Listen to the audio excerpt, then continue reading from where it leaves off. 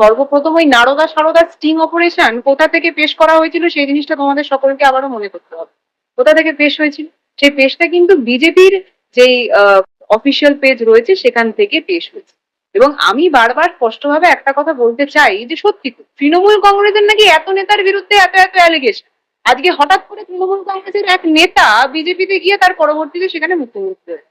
তো এই যে গোটা বিষয়টা, এই জিনিসটা তো একদম ভুলে গেলে চলবে না।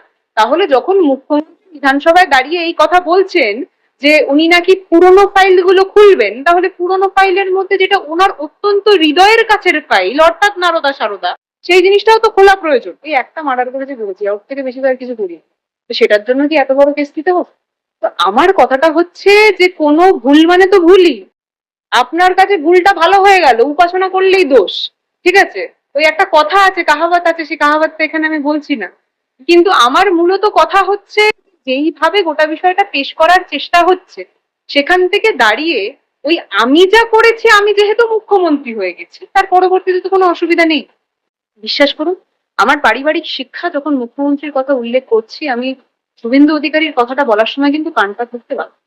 কিন্তু কি জানেন তো, যে কাজগুলো সেখানে দাঁড়িয়ে একটা মুখ্যমন্ত্রীর করা প্রয়োজন, সেই কাজগুলোতে যখন উনি বিরত থাকছেন, যখন দেখতে পাচ্ছি যে ওনার যেন গোটা কাজটাই কোনো না কোনো একটা দলকে শেষ করার দিকে এগিয়ে যাচ্ছে, তখন যেন মনে হচ্ছে উনি নিজের বাস্তব কাজ থেকে বিরত।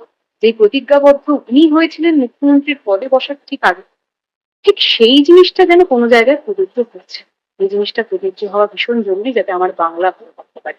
তো যারা কোনো ব্যক্তিগত রাগকে কেন্দ্র করে তার পরবর্তীতে রাজনৈতিক গোটা ব্যাটনটা ধরার চেষ্টা করছে, আমি বলবো যে এই দৃশ্য যেন মহাভারতে দেখেছিলাম প্রথমেই দৃশ্য। ব্যক্তিগত কোনো রাগের ক্ষেত্র করে তার পরবর্তীতে মহাভারত যেভাবে রচিত হয়েছিল, আমরা চাই না কলিযুগে আবারও সেরকম মহাভারত হোক।